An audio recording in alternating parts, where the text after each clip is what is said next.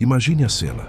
Um homem armado até os dentes, chapéu de couro, cartucheiras cruzadas no peito, olhos que já viram morte demais para ter medo de qualquer coisa nesse mundo. Esse homem acabou de ouvir uma profecia dita por um velho padre que milhares de pessoas chamavam de santo. E o que ele fez? Ele riu. Riu na cara do padre, na frente dos cangaceiros, na frente do povo que estava de joelhos. Virgulino Ferreira da Silva, o Lampião, o rei do cangaço, não tinha medo de homem, de polícia, de governo, nem de Deus, muito menos de profecia de padre. Só que 3 dias depois, algo aconteceu que fez Lampião empalidecer. Algo que ele não conseguiu explicar pelo resto da vida, algo que até hoje os historiadores debatem. E é sobre isso que você vai ouvir agora. Fica até o final, porque essa história tem uma reviravolta que ninguém te contou ainda. O mundo antes de Lampião existir. Para entender o que aconteceu entre Lampião e Padre Cícero, você precisa primeiro entender o lugar onde os dois nasceram. O Nordeste brasileiro do início do século XX não era o Nordeste que você conhece hoje. Era um mundo à parte, um mundo onde o Estado praticamente não existia, onde a lei era o rifle, onde seca e fome matavam mais do que qualquer guerra. O sertão era dividido entre coronéis, homens ricos que possuíam terras imensas, gado, capangas e votos. Abaixo deles, os trabalhadores rurais viviam numa condição próxima da servidão, pagavam arrendamento absurdo, trabalhavam de sol a sol e, quando a seca chegava, morriam. Era nesse mundo que nasceu em 1898, no município de Serra Talhada, em Pernambuco, Virgulino Ferreira da Silva. Filho de José Ferreira e Joaquina, Virgulino era o terceiro de 8 filhos. A família sobrevivia com um pequeno pedaço de terra e algum comércio de couro e rapadura. Não era rico, mas também não era o mais pobre dos pobres. Tinha família, tinha nome, tinha futuro. Até que tudo desmoronou numa única noite de 1920. A noite que criou Lampião. A história do cangaço de Lampião começa com sangue de família. Em 1920, um conflito antigo entre a família Ferreira e a família Saturnino escalou de forma brutal. Numa emboscada, o pai de Lampião, José Ferreira, foi assassinado. Morreu na frente dos filhos, baleado, sem chances. Virgulino tinha 22 anos. A história que se conta é que naquela noite, diante do corpo do pai, algo dentro dele quebrou. E um outro homem nasceu. Um homem que decidiu que nunca mais seria vítima. Nunca mais esperaria que a lei fizesse justiça. Nunca mais confiaria no Estado, no governo, nos coronéis. Ele pegou o rifle do pai e entrou para o cangaço. Nos primeiros anos, era apenas mais um cangaceiro. Violento, sim. Temido, sim. Mas ainda estava aprendendo. Foi quando conheceu o bando de Senhor Pereira que a lenda começou a se formar. Lampião aprendeu táticas de guerrilha, aprendeu a usar o terreno do sertão a seu favor, aprendeu que o medo era sua melhor arma. Em pouco tempo, superou o próprio mestre. E quando o Senhor Pereira se entregou às autoridades, Lampião assumiu o comando. O rei do cangaço havia nascido. O terror que corria de boca em boca entre 1922 e 1938, Lampião comandou o maior e mais temido bando de cangaceiros da história do Brasil. Em seu auge, o grupo tinha mais de 100 homens armados.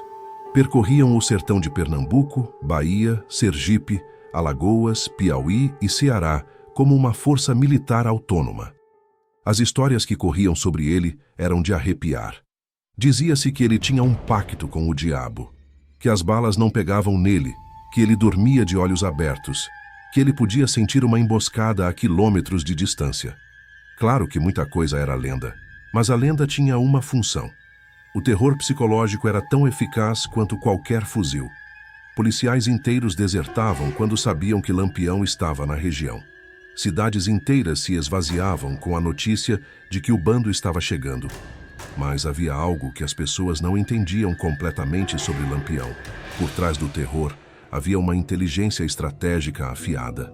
Ele sabia muito bem o que fazer, quando fazer e com quem fazer. E foi exatamente esse cálculo estratégico que o levou até Juazeiro do Norte. até Padre Cícero. Quem era Padre Cícero Romão Batista? Se Lampião era o homem que o sertão temia, Padre Cícero era o homem que o sertão amava. Nascido em 1844, em Crato, no Ceará, Cícero Romão Batista foi ordenado padre em 1870 e passou a atuar em Juazeiro, um pequeno distrito que na época não era nada além de uma capelinha e umas poucas casas. Mas em 1889, tudo mudou. Durante uma missa, a hóstia que Padre Cícero havia dado a uma beata chamada Maria de Araújo teria se transformado em sangue na boca dela. O evento se repetiu diversas vezes. A notícia se espalhou pelo sertão inteiro em semanas. Para a Igreja Católica Oficial, era preciso investigar e, eventualmente, o Vaticano proibiu Padre Cícero de celebrar missa e o suspendeu das funções sacerdotais. Para o povo do sertão, aquilo não era heresia, era milagre. E o povo do sertão não precisava da permissão do Vaticano para acreditar nos seus milagres. Em décadas, Juazeiro do Norte se transformou. De vilarejo esquecido, virou uma das maiores cidades do Ceará. Romeiros de todos os cantos do Nordeste chegavam em levas. Chegavam a pé, de jumento, de trem, exaustos, com os pés em carne viva, para ter a bênção do Padre Cícero. O padre tinha um poder que nenhum coronel, nenhum governador, nenhum general tinha. Ele tinha a fé do povo. E fé, no sertão do começo do século XX, valia mais do que qualquer exército, o político por trás do santo. Mas aqui está algo que as hagiografias de Padre Cícero geralmente omitem. O padre não era apenas um homem de fé, era também um político astuto. Ele sabia usar sua influência espiritual para construir poder temporal. Negociou com coronéis, com governadores, com o próprio governo federal. Juazeiro ganhou autonomia municipal em 1911, em parte por causa da pressão política que ele exercia. Em 1914, foi eleito vice-governador do Ceará. Em 1926, elegeu seu candidato para a presidência da República. Padre Cícero entendia uma coisa fundamental. No sertão, sagrado e profano andavam juntos. Você precisava dos dois para sobreviver. E foi com essa visão pragmática e estratégica que ele lidou com a situação mais delicada de toda a sua vida pública, a chegada de Lampião. Para entender por que o encontro aconteceu, você precisa entender o que estava acontecendo no Brasil em 1926. O país estava em ebulição. A Coluna Prestes, uma força militar rebelde liderada pelo capitão Luiz Carlos Prestes, percorria o interior do Brasil pregando a revolução, desafiando o governo federal. O governo de Arthur Bernardes estava desesperado para conter a ameaça. E numa jogada que beirava o absurdo, um oficial do exército teve uma ideia. Por que não usar Lampião contra a Coluna Prestes? Afinal, Lampião conhecia o sertão como ninguém. Tinha um bando armado e disciplinado. E certamente preferia dinheiro e anistia a continuar sendo caçado pela polícia. A proposta chegou ao governo, e o governo disse sim. Em fevereiro de 1926, o capitão Optato Gueiros foi enviado ao sertão com uma missão insólita: encontrar Lampião, oferecer patente de capitão do Exército Brasileiro, munição, dinheiro e anistia para ele e seu bando, em troca de lutar contra a Coluna Prestes. E o lugar escolhido para esse encontro? Juazeiro do Norte, a cidade do Padre Cícero. A jornada até Juazeiro. Quando Lampião soube da proposta, calculou tudo. Aceitar a oferta do governo era arriscado. Podia ser uma armadilha. Recusar era desperdiçar uma oportunidade de ouro. Anistia, legitimidade, armas. Mas havia outro fator na equação que todo mundo esquece. Lampião queria ver Padre Cícero. Por quê? Isso é algo que os historiadores debatem até hoje. Havia devoção genuína? Havia interesse político? Havia curiosidade? Provavelmente os três. Lampião cresceu numa cultura profundamente religiosa. O sertão era um mundo onde Deus, o diabo e os santos conviviam com a realidade cotidiana de forma absolutamente literal. Padre Cícero não era apenas um líder espiritual. Era uma figura de poder real, concreto, que havia conseguido o que nenhum outro homem do sertão tinha conseguido: respeito do governo, respeito da igreja e adoração do povo. Para Lampião, encontrar Padre Cícero era, ao mesmo tempo, um ato de estratégia política e um ato de algo que talvez ele mesmo não soubesse nomear. Em março de 1926, o bando de Lampião, com cerca de 50 homens armados, marchou em direção a Juazeiro do Norte, a entrada em Juazeiro. A chegada de Lampião em Juazeiro foi um espetáculo. 50 cangaceiros, armados com rifles, facas, munições. Chapéus de couro adornados com moedas, roupas bordadas, tudo no máximo luxo que o cangaço permitia. A cidade parou. Romeiros que tinham vindo de longe para ver o padre se viram de repente diante do homem mais temido do Brasil. Crianças que nunca tinham saído do sertão viram de perto o lendário Lampião.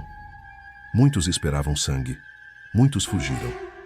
Mas Lampião entrou em paz. Ele havia dado ordens expressas. Ninguém toca em nada. Ninguém rouba, ninguém ataca, ninguém causa problema. Ele estava na cidade do Padre Cícero. E mesmo Lampião tinha seus códigos. O encontro face a face. O momento em que Lampião e Padre Cícero se encontraram pessoalmente é um dos mais estudados e também um dos mais mitificados da história brasileira. Padre Cícero tinha 82 anos. Era um homem velho, curvado pelo tempo, com olhos pequenos e penetrantes que já tinham visto décadas de sertão, de milagres, de política e de morte. Lampião tinha 28 anos. Era alto, magro, com um olho vesgo que lhe dava um ar ainda mais intimidador. Estava no auge da sua fama e do seu poder. Os dois se encontraram. Segundo relatos da época, especialmente o do capitão Optato Gueiros, que estava presente, Lampião se ajoelhou diante do padre para receber a bênção. Foi um momento que ninguém esperava ver. O homem que não se curvava diante de nenhuma autoridade, que havia desafiado o governo, que havia enfrentado centenas de policiais, esse homem de joelhos, pedindo a bênção de um velho padre. Por que Lampião se ajoelhou? Porque no sistema de valores do sertão nordestino, a bênção de um santo valia mais do que qualquer outra proteção. Era uma armadura espiritual. E Lampião, por mais aterrorizante que fosse, era filho desse sertão. A profecia, o momento que mudou tudo, foi depois da bênção que aconteceu, o momento central dessa história.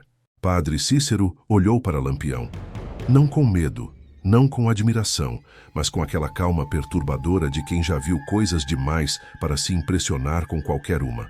E disse palavras que os presentes nunca esqueceram. O padre falou que Lampião estava no caminho errado, que a violência gera violência, que cada morte cobrada cria uma dívida que precisa ser paga, que o bando que vive pela espada perece. Falou que via para Lampião um fim trágico, violento, e que esse fim viria de onde ele menos esperava, que a cabeça que usava aquele chapéu adornado um dia seria separada do corpo. Silêncio absoluto. Os cangaceiros se entreolharam. Os soldados presentes ficaram tensos. E Lampião? Lampião riu. Não foi uma risada nervosa. Foi uma risada genuína, de escárnio. Segundo os relatos, ele teria dito algo como: "Padre, com todo o respeito, eu já ouvi muita profecia de muita gente. E tô aqui." Havia uma lógica perversa nisso. Lampião havia sobrevivido a dezenas de emboscadas. Havia escapado de situações onde nenhum homem deveria ter saído vivo. Havia desafiado o Estado brasileiro por anos. Quem iria matá-lo? Padre nenhum havia conseguido. General nenhum havia conseguido. Por que uma profecia seria diferente? A reunião continuou. Lampião recebeu sua patente de capitão, mais simbólica do que real. Recebeu munição. A famosa fotografia foi tirada, aquela onde ele e o bando posam orgulhosos em Juazeiro. E então Lampião foi embora, de volta ao sertão, de volta ao cangaço, com a bênção no corpo e o riso ainda nos lábios. Agora eu preciso que você preste muita atenção. Porque o que aconteceu nos 3 dias seguintes à saída de Lampião de Juazeiro é a parte da história que ninguém te conta direito. E é aqui que a história se divide em 2 caminhos. O primeiro caminho é o dos fatos históricos documentados. O segundo é o das lendas, mas lendas que os próprios sobreviventes juravam serem verdade. Eu vou te contar os 2, e você vai decidir o que acreditar. O que os documentos dizem, Os registros históricos sobre os 3 dias imediatos após a saída de Lampião de Juazeiro são escassos. O que sabemos com certeza, Lampião não lutou contra a coluna Prestes. A patente de capitão foi uma farsa que durou pouquíssimo tempo. O governo logo percebeu que usar um cangaceiro contra uma força militar era uma ideia sem futuro. E Lampião, por sua vez, não tinha a menor intenção de servir a ninguém. O que aconteceu logo depois da saída de Juazeiro foi que o bando voltou ao que sabia fazer. Atacou uma fazenda. Era em Pernambuco, uma propriedade de um coronel aliado das autoridades. A incursão foi planejada para aproveitar exatamente o momento em que as polícias achavam que Lampião estava temporariamente domesticado pelo encontro com o padre. Mas nessa incursão, algo saiu errado. Um dos cangaceiros mais próximos de Lampião, um homem que estava com ele há anos, foi atingido numa troca de tiros e morreu. Não era a primeira vez que Lampião perdia um companheiro. Estava longe de ser, mas desta vez foi diferente. Desta vez, Lampião não conseguiu dormir. A noite que Lampião não dormiu. Esse episódio vem de relatos orais de ex-cangaceiros que sobreviveram ao bando e foram entrevistados décadas depois. É história oral. Não está em documento oficial nenhum, mas é consistente demais para ser descartada. Na noite após a morte do companheiro, Lampião ficou acordado, sentado na beira do fogo, sozinho, enquanto o resto do bando dormia. Não era o luto que o mantinha acordado. Ele havia perdido homens antes. Havia chorado antes. Havia seguido em frente antes. Era outra coisa. Era a profecia do padre. As palavras voltavam. A cabeça que usava aquele chapéu adornado um dia seria separada do corpo. E ali, naquela noite, com um homem morto a poucos metros dele, Lampião sentiu algo que raramente sentia. Não era medo exatamente. Era o peso de uma possibilidade que ele havia descartado com uma risada. E se o padre soubesse de algo que ele não sabia? E se aquela risada tivesse sido um erro? O retorno silencioso. A reviravolta. Aqui está a parte que pouquíssimas pessoas conhecem. Segundo os relatos dos ex-cangaceiros, nos dias seguintes à morte do companheiro, Lampião fez algo inesperado. Mandou um mensageiro a Juazeiro do Norte. Não com uma mensagem de ameaça, não com uma exigência, com uma pergunta. A mensagem, na forma como foi transmitida oralmente, era mais ou menos assim. O homem que o padre havia abençoado queria saber se havia algo que ele pudesse fazer de diferente. Se havia algum caminho que ele ainda não havia visto. Padre Cícero, segundo essa versão, respondeu. Disse que Lampião sabia o que precisava fazer, que no fundo do coração todo homem sabe, e que a bênção continuava válida, mas que bênção não muda destino. Destino é mudado por escolha. Lampião recebeu a mensagem. Ficou em silêncio por um longo tempo, e então disse, tudo bem, e continuou no cangaço. Porque no final, a profecia não era sobre o que ele ia fazer, era sobre quem ele era. E Lampião, Virgulino Ferreira da Silva, era o rei do cangaço. Era tudo que havia sobrado depois que o pai morreu e a lei falhou. Mudar isso seria morrer de um jeito diferente. Lampião, depois de Juazeiro. Nos 12 anos seguintes ao encontro com Padre Cícero, Lampião continuou sendo a força mais temida do sertão nordestino. Mas quem conhece esse período da história percebe que algo havia mudado sutilmente. Não em violência, esta continuou e em alguns momentos aumentou, mas na forma como Lampião se portava em relação à morte. Ele passou a falar mais sobre ela. Em conversas com os cangaceiros mais próximos, o tema da morte, especialmente da sua própria morte, aparecia com uma frequência que antes não tinha. Dizem que ele desenvolveu uma espécie de ritual. Toda manhã, antes de se levantar, ficava alguns minutos em silêncio. Os companheiros aprenderam a não interrompê-lo nesses momentos. O que ele pensava nesses momentos? Ninguém sabe, mas é difícil não pensar na profecia do padre. Maria Bonita e o amor no meio do caos. Em 1930, Lampião conheceu Maria Gomes de Oliveira, que ficaria para a história como Maria Bonita, a primeira mulher a integrar um bando de cangaceiros. Ela era casada com outro homem quando o encontrou, e mesmo assim, simplesmente foi com ele. A história de amor entre os dois é uma das mais fascinantes e também mais perturbadoras da história brasileira, porque era um amor real, apaixonado, intenso, carregado da violência do mundo que viviam, mas que florescia num contexto de terror e morte constantes. Maria Bonita foi a única pessoa no mundo a quem Lampião parecia mostrar um lado diferente. Com ela, ele ria de outro jeito, falava de coisas que não falava com ninguém. E segundo os relatos, foi com Maria Bonita que ele falou sobre Padre Cícero, sobre a profecia, sobre o riso que ele havia dado, e sobre o fato de que, com o passar dos anos, aquele riso havia ficado um pouco menos certo. O cerco se fecha. A partir de 1936, a situação de Lampião começou a mudar de forma irreversível. O governo federal, sob Getúlio Vargas, havia modernizado as forças policiais, radiotelégrafos, melhor armamento, coordenação entre estados. Mas mais do que isso, a rede de informantes havia crescido. O sertão estava mudando. A chegada de estradas, de rádio, de uma presença estatal mais consistente estava corroendo o isolamento que havia protegido Lampião por tanto tempo. O capitão João Bezerra, da polícia de Sergipe, era um homem obcecado com uma coisa: capturar Lampião. Não apenas capturar, matar. Bezerra construiu uma rede de espionagem meticulosa, pagou informantes, rastreou movimentos, esperou o momento certo e encontrou um delator dentro do próprio círculo de Lampião. 28 de julho de 1938, Angicos, Sergipe. Na madrugada do dia 28 de julho de 1938, o bando de Lampião estava acampado na Grota do Angico, um local recôndito na Caatinga sergipana. Era um lugar que Lampião havia escolhido pessoalmente, protegido, difícil de acessar. O tipo de local onde se sentiam seguros. Mas o delator havia revelado tudo. Às 5h30 da manhã, antes do sol nascer completamente, o cerco se fechou. Cerca de 50 policiais haviam chegado na noite anterior em silêncio absoluto, posicionados em todos os ângulos possíveis. O primeiro tiro acordou o bando e começou o combate mais curto e mais definitivo da história do cangaço. Os minutos finais. O combate durou menos de 1 hora.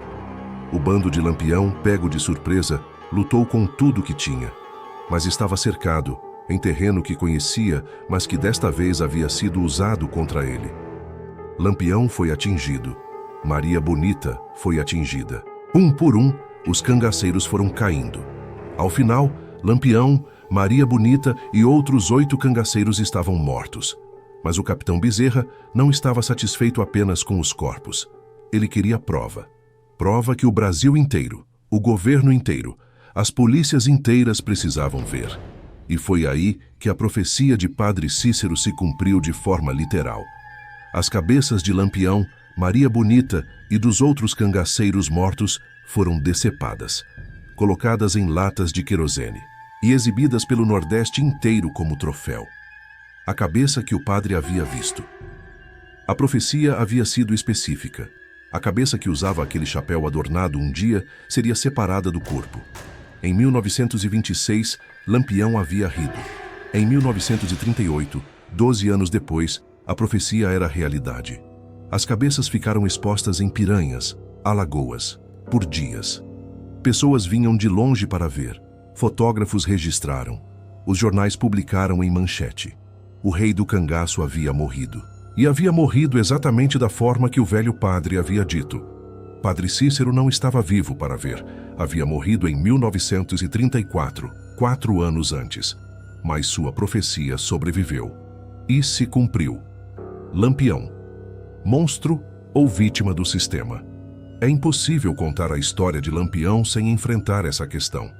Ele foi um homem extremamente violento. Isso é fato histórico incontestável.